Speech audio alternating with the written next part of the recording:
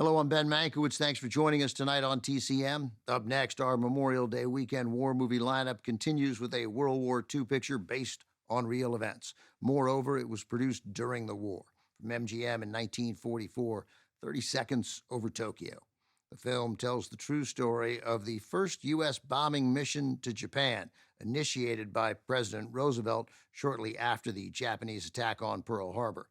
The historic mission, dubbed the Doolittle Raid, is named for the man who planned and led it, Lieutenant Colonel James Doolittle.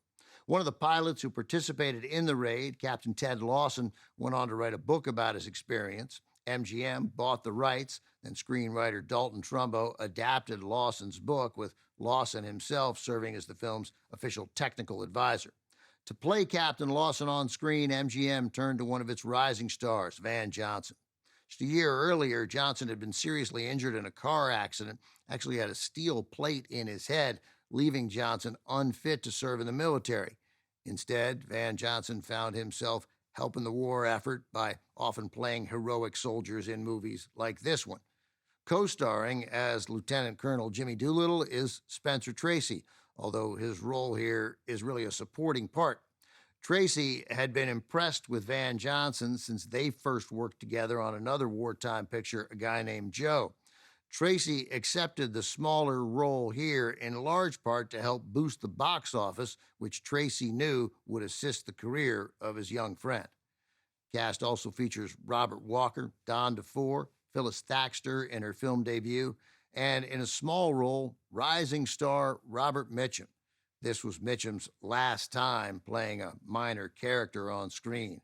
Not long after completing the film, he landed a big role in another war movie, The Story of G.I. Joe, earned an Oscar nomination for his performance. From that point on, Robert Mitchum was a genuine Hollywood star.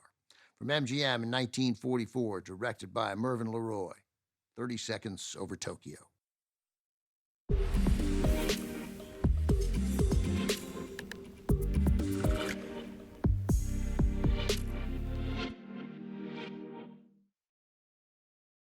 During World War II, Hollywood did its part for the war effort by making dozens of movies about the war, often designed specifically to show the American public what we were fighting for, and just as importantly, that we were winning that fight.